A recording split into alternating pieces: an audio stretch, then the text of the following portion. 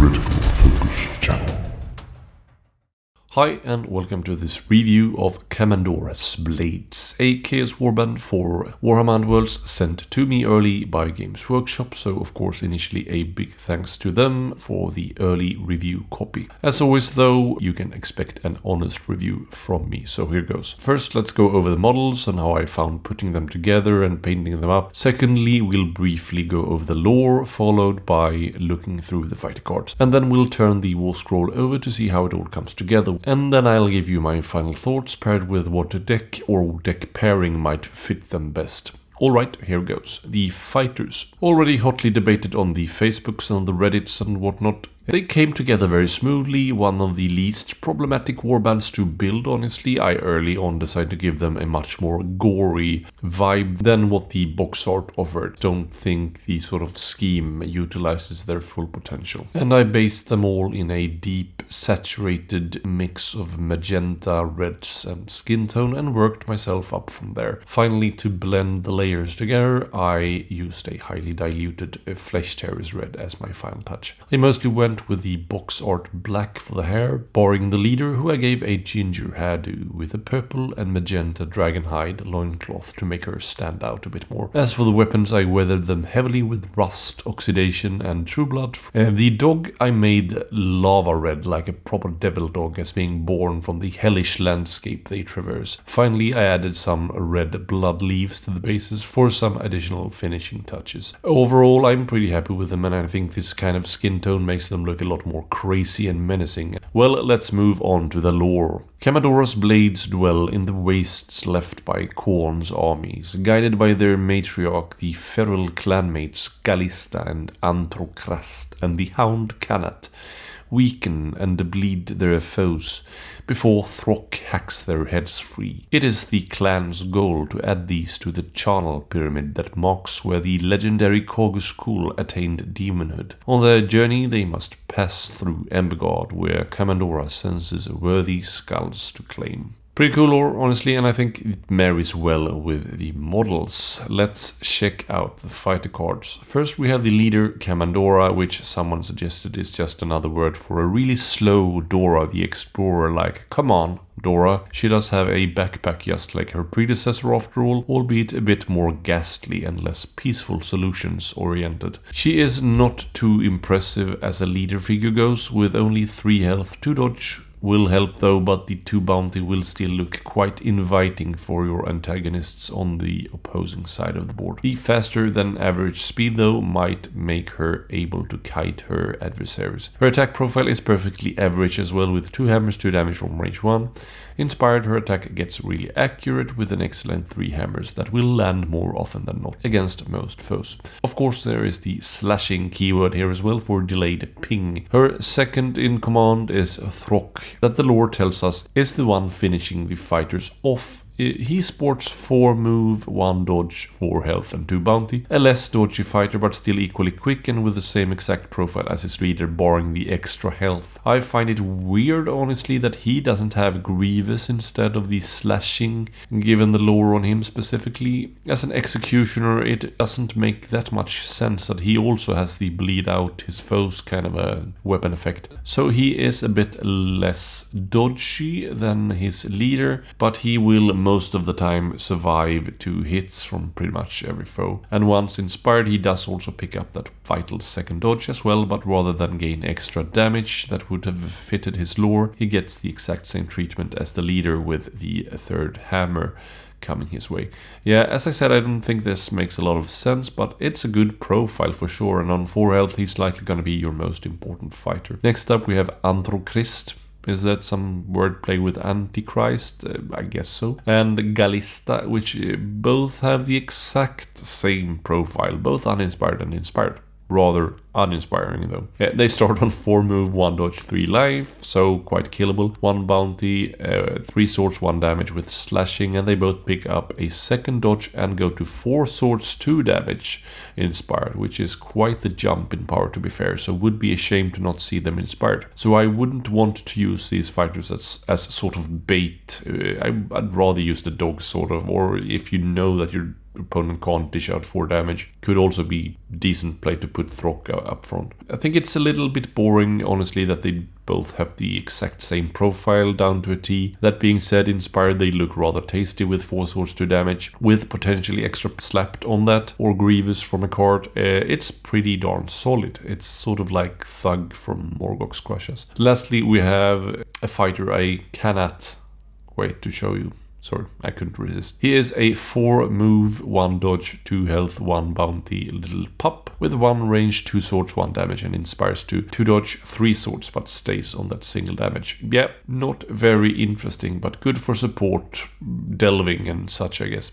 He does have the minion keyword, by the way, so let's get back to that. He does have slashing as well, so Inspired he could potentially do some work. The War Scroll then. Let's do this in a sort of reverse order here and start talking about the Worthy Skull ability, which isn't really an ability as such, but a mechanic that just happens. At the start of the first action step in each battle round, if there are any enemy fighters on the battlefield, you must pick an enemy fighter to be the Worthy Skull until the end of the battle round. There is nothing hindering you from picking the same fighter each round if the same fighter is still around. And tied into that we have the Slaughterous Pilgrimage, where you have to push each friendly fighter 1 hex closer to the Worthy Skull. And then tying into that is the Inspire, where immediately after a power step you inspire each friendly fighter adjacent to the enemy Worthy Skull. Also after the enemy Worthy Skull is slain by a friendly fighter, you inspire that fighter. Blood for Khorne next is the whole mechanic tied in with the slashing weapon ability I've already talked about in the sort of preview. I also mentioned in that previous video that there is some problem with the wording here, but for the purpose of this review I'm gonna presume that this mechanic only triggers when you actually use this slashing weapon ability on your attacks. So basically after you successfully deal damage on an enemy fighter, you give the target a bleed token. And then if that enemy fighter uses a core ability, they take 1 damage, and then you remove the fighter's bleed token. If they don't use a core ability, that the bleed token automatically goes away after your opponent's next power step, or at the end of the battle round if that should occur before that instance. So basically what this all means is that when you deal damage with slashing, if the fighter suffering the damage activates next, they take damage. So even if you're not always gonna get damage off in this way, it's an excellent way to sort of dictate what fighter your enemy should activate or not activate rather next. Quite a fun and strong mechanic and sort of good control ability. Lastly, we have a once per game push for the Devil Dog in a power step instead of playing a card. The push is up to 4 hexes and must end adjacent to your leader. So it could very well be a sort of dead ability in 1 or 2 ways. Either your dog is dead or your leader is dead, which is both not really unlikely. It's a good way to inspire the dog if your leader is next to the Worthy Skull, so don't sit on this ability because you're probably not going to be able to use it come the 2nd or 3rd round. So I think this War Scroll looks pretty fun. Slashing is a really fun and interesting mechanic, and the Worthy Skull is certainly a double-edged sword where you have to push closer. The good thing is you choose the Worthy Skull in each round. The Inspire seems very fitting for the warband as well, where the nasty scavengers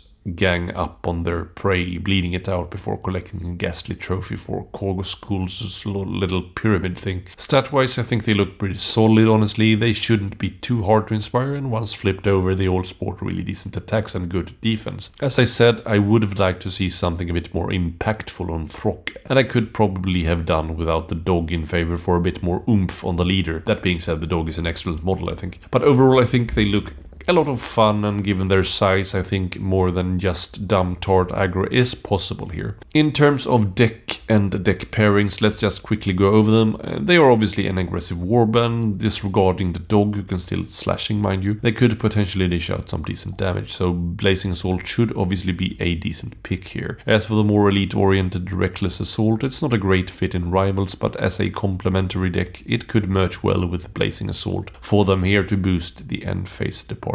You could certainly go with the new aggro deck as well to utilize the Ragey charges. Check my review for that deck as well to get the lowdown on the cards in there. But it's not great as a standalone deck, and as a complement to Blazing Assault, it's probably a toss-up between the two. Pillage and Plunder is a good fit, or at least a very good complement for tons of warbands, and these guys are no exception to that rule. I like it more as a complement to Blazing Assault than as a main deck though here. My only caveat is perhaps that I like the whole delving business on more pure horde warbands, or warbands that already sort of have a shit defense to start with, and where stagger tokens is less of a concern. Countdown to Cataclysm remains a great off deck for pretty much anything, and you can't really go wrong with, say, Blazing Assault plus Countdown to Cataclysm for these guys either. As for the newer decks, the Edge of the Knife and Realmstone Raiders, I think the latter one is in my opinion the better fit, with a lot of pretty decent melee profiles floating around in this warband. Three Swords is pretty much the worst uninspired profile here, if we disregard the dog, and you should. And those fighters hit for 4 swords inspired, and with a pure melee focus in Realmstone Raiders, it's a good fit for that deck as well. Edge of the Knife is better for an elite warband, or warbands that has mostly 2 wound fighters to start with, so these sort of miss the mark, I'm afraid. As for Rack and Ruin, it's always an interesting complementary deck, but in my opinion not the best fit for these guys. Their Inspire plays into being adjacent to the Worthy Skull, and you might just end your rounds that way, which sort of misses the mark for one of the better end phases in there with Alone in the Dark. Lastly, Hold is sort of a weird one for these as well, as they get pushed at the start of the round. Sure, you have some say in that, given you get to choose the Worthy Skull, and you could probably position yourself to block some pushes off and such. So that means that you can't really cash in on fighters already starting where you sort of want them to end up. There's probably a savvy player out there that can make that work, but it's certainly not a cookie cutter build. My best bet then, as it stands, is some sort of mix with Blazing Assault, and you could go a lot of routes here. Blazing Assault plus Realmstone Raiders. Here you need to find the balance with the amount of cards from the Realmstone Raiders to take, sort of complement with a few strong cards, or go heavy into the whole mechanic with the raiding. Both could work, I guess. Blazing Assault plus Countdown to Cataclysm. Yeah, just be wary of the restricted cards. You can only take 1. But yeah, there's a strong passive scoring from that deck that could help you. Blazing Assault plus Reckless Fury. Same here. Can't take both Blade Catcher and Illusory Fighter. And of course, there are Forsaken cards there as well to be wary of. Blazing Assault plus Raging Slayers. Double down on accuracy from the plot card, as well as fish for a better end phase with Unrelenting Massacre and No Escape. Blazing Assault plus Pillage and Plunder. Yeah, sprinkle your aggro with some reliable passive glory. What could go wrong? So lastly, what do you all think of the models, the lore, the rules, etc.? Comment down below, and thanks so much for watching. Make sure to help the channel out with all the YouTube clicks. Have a great rest of your day. Take care. Bye. Lastly, a big shout out to all my members that help support my content and makes it so much easier for me to produce multiple videos on a weekly basis. Members do get access to the member Discord, get to influence the content, get early access to a ton of videos, as well as get featured in the monthly painting showcase if they want. Member or not, I dearly appreciate the like, the comment and the subscription.